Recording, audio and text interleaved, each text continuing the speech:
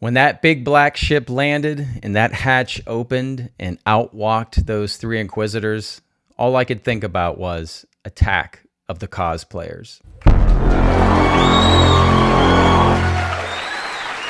All right, it is spoiler time. Let's get into things with episode 1 of the Obi-Wan Kenobi series. Thank you for your support in the last video and all your comments. I'm still going through them. Thank you. They're just awesome. All right, so episode 1, it doesn't have a title. When it starts off, I was loving it, absolutely loving it. We got the female Jedi teacher teaching the Padawans. Door opens, 501st come in, and the battle is on, and she is whooping serious ass. I thought the sword work was awesome, deflecting all the bolts. They take it outside, the camera pans back. You see the scale of the invasion of the temple. I mean, we've never seen anything like that. It looks so great. I was like, oh my God, Lucasfilm. All right, you're turning a corner. Then we go to Mos Eisley, and we see the big shadow of the ship over the city. The city looks great, cinematic. Everything looks cinematic up to this point. And I was like, damn, this is good. Ship lands, door opens, and out come the cosplayers. All right, so let's talk about these Inquisitors. We have the Asian one with the makeup. He's the best of the bunch. He looks a little bloated. I don't know. He's the best of the bunch, though. Then we have the Grand Inquisitor, who looks nothing like the cartoon. This looks like an overweight cosplayer whose outfit doesn't fit him so well. It looks cheap and plasticky. He's not scary. He's not intimidating. And then we go to Reva, the third sister. And she looks like she bought a Darth Vader costume and didn't feel the need to put all the pieces on. And yeah, when they walk out of this ship, they look like a joke. Speaking of a joke, 3 Inquisitors walk into a bar. All right, when the Inquisitors are in the bar, I started to sense, yeah, we're up for some bad dialogue in this series. So yeah, the Grand Inquisitor comes in, starts talking to the bartender, asks, do you know who we are? And the bartender does. Sure. Asks, do you know what we do? And the bartender, you hunt Jedi. And then the Inquisitor, actually, the Jedi hunt themselves. Like, I'm like, that's it. The writers are crap. This is so terrible. So the Grand Inquisitor keeps walking and talking and talking and walking. He's not menacing. He looks ridiculous. Reva has enough. Can't blame her. And throws a knife at the bartender to lure out the Jedi that they suspect is there. And she's right, because the knife freezes right in front of the bartender's face. We'll get to freezing people in just a second. And then Reva just ignites her saber after trapping the Jedi and takes a swing at this Jedi. And the other Inquisitor freezes her blade as it's frying the arm of the Jedi. And I'm thinking, these are Inquisitors. They're not even real Sith. And they can freeze people like this and freeze other Inquisitors like this. So in episode 2, that I'll get to in a separate video, why doesn't Obi-Wan Kenobi, like one of the best Jedi ever, just freeze little Leia who keeps running away from him? Just, whoosh, there you go, Leia. I don't like the freeze move, particularly being done by these Inquisitors. No, don't like it at all.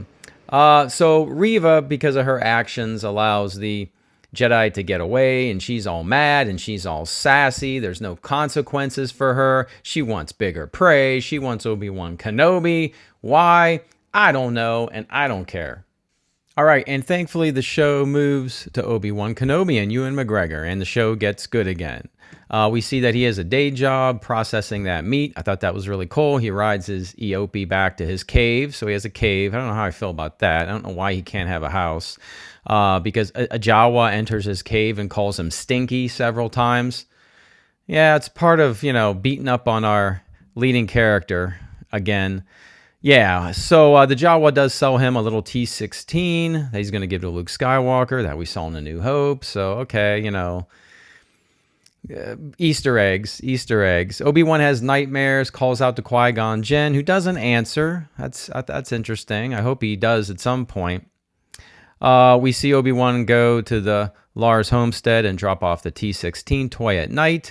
As he's coming back home, the Jedi that we just talked about finds Obi-Wan Kenobi. I don't know. A lot of people find Obi-Wan Kenobi. I mean, Bail Organa is going to find Obi-Wan Kenobi, so he's pretty easy to find. Stops Obi-Wan Kenobi and says, hey, I need your help. You're Obi-Wan Kenobi. And Obi-Wan is basically Luke Skywalker in The Last Jedi. And ends things with, hey, go away, forget about it. The time of the Jedi is over. And he doesn't help, which I think Obi-Wan Kenobi would be a little more clever than just to dismiss this other Jedi. Then things get spoilery, super spoilery, because we moved to Alderaan, all right? The music of the show changed, and I was like, what is this? This music is odd. I don't like this music. And things get super white and super colorful, and we see these royal people dressing up this little girl, and I'm like, oh, okay, Princess Leia, Princess Leia. But it's not Princess Leia. Princess Leia is a young little brat trickster, and she switched her spots with an alien little girl so she can run. And this is an important word for Leia in this series. She is running in the woods. She's not doing her duties and learning how to be like a politician and a young adult. She's tricked everybody and running in the woods with Lola, her new cute little robot that is the perfect size to like go in a box to be on the shelves at Target. In fact, if you want to pre-order Lola now, you can go on to Hasbro Pulse on June 1st to do so. All right, we go back to Obi-Wan. He's done with work. He's headed home, but Owen Lars is going to say, hey, I got you here, and here's your T-16 back at you. You stay away from my family and Luke Skywalker, you. And Obi-Wan's like, oh, how is the boy? And, when the time comes, he has to be trained. And they're having that discussion, which, I kind of like those two great actors having something to talk about. That's an interesting scene, I think. But then, those pesky cosplayers show up, and the one is yapping about where's the Jedi. And then Reva speaks out of turn and says, if you guys don't tell us, you're going to be punished. And the hands come first.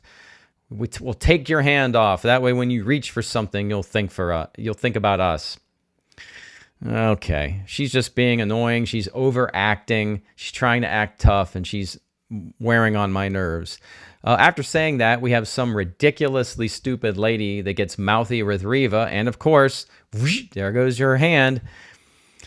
I mean, really, would anybody speak up? You just keep your mouth shut, right? I don't even get that.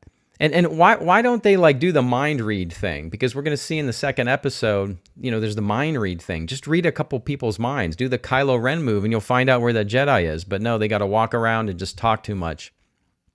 Reva confronts Owen, asks who he is, then knows who he is and that he's a farmer and has a family.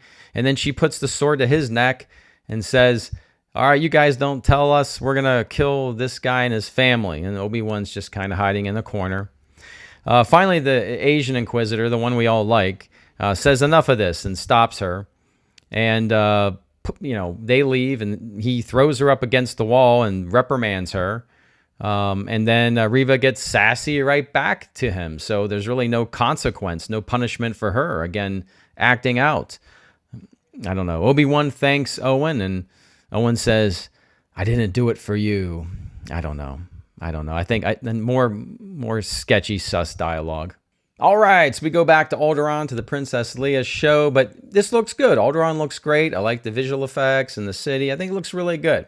And we get Jimmy Smits back as Bail Organa, so he immediately makes this show better. Him, Joel Egerton, Ewan McGregor, awesome stuff. I feel like I'm watching Star Wars here. We get a glimpse of C-3PO for a second. Okay. So what's happening is Princess Leia is at this gathering, and she has like this cousin that's a dick, an older cousin, and he's getting sassy to her about being adopted, that she's not a true Organa. And she fires it right back, as she should. And she's 10 years old, but apparently she can psychoanalyze this kid and make him cry. So she gets in trouble for doing that, and Bail Organa says, now you got to go apologize to your cousin.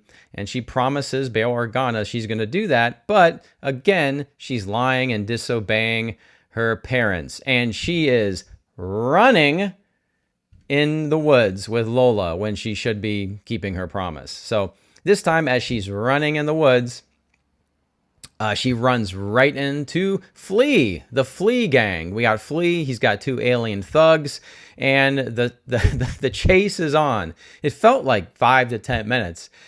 They just chase her around the woods, and yeah, these are adults, right, with big legs and big strides, and you're chasing a 10-year-old. I mean, I can basically grab my 10-year-old quickly in a couple of seconds if he tries to get away from me, but No, these three adults, they just keep chasing Princess Leia in the woods. They not only don't make up ground, they lose ground during the chase. It's pretty ridiculous, but I don't remember how, but they eventually catch her. All right, so Obi-Wan Kenobi gets a call from Bail Organa saying, hey, Leia's been kidnapped. I need your help. And what does Obi-Wan do? He answers. He sends transmissions. And didn't Qui-Gon Jinn tell him in episode 1, no transmissions because these things can get tracked? Oh, well. Oh, well. Obi-Wan says, no, I'm not the man I used to be. I agree that he shouldn't leave Tatooine because, like, the Sith were just there. So probably staying there is a good idea. I can't argue with him. But then he says, it's been 10 years and I'm not who I used to be. And it's kind of like that broken character that we're getting every time. Our male leads have to doubt themselves and have all these issues. The next day, it doesn't really matter because Bail Organa is just going to appear in Obi-Wan's cave anyway. And how this happened, I have no idea. First of all, I know you got light speed, but that's super fast. And then how do you find Obi-Wan's cave? Oh, wait. Obi-Wan did send that transmission, so maybe Bail Organa just tracked him with the transmission. So maybe the Inquisitors could... I don't know. You know, when Bail was in the cave, for a moment, I thought it was Elrond from Return of the King. I thought he was going to have the sword and all that good stuff. But anyway, Obi-Wan eventually agrees to go to Daiyu because they know the bad guys are going to Daiyu with Princess Leia. So he digs up his lightsabers and he gets on the Star Wars hotel cruiser on his way to Daiyu. Meanwhile, Flea and his two thugs are on their ship going to Daiyu, and they break Lola. How dare they? They smash Lola. I was very upset about that. And we learn that Reva, the reason for the kidnapping is that Reva hired Flea and his gang to kidnap Leia because Reva knows that Obi-Wan Kenobi was friends with Bail Organa, and that this is, 10 years ago. Apparently they were friends. Were they friends? I mean, they were acquaintances. I don't know. But apparently Reva knows they're friends, and that will lure out Obi-Wan Kenobi to save Leia because the Jedi hunt themselves. So pseudo-intellectual. I don't know. So that's episode 1. I mean, we've got some pretty lame cosplayers that aren't very scary. We have Leia, who loves to run around in the woods. We're going to see her run around a lot in episode 2. And Reva loves to be insufferable. Yeah, that's it. Let me know what you guys think. As always, hit me up with a comment. I'm reading all the comments. I'm going to get back to all the comments for sure. If you guys could smash that like button, because I've seen some sus stuff happening. There's another side that wants to sort of bury my videos. So it really, if you can hit that like button, that'll keep me afloat and keep me visible to folks like us that want to talk about this thing honestly. All right, everybody have a great day, a great week. I will see you soon for episode 2, and as always, I will see you on the new.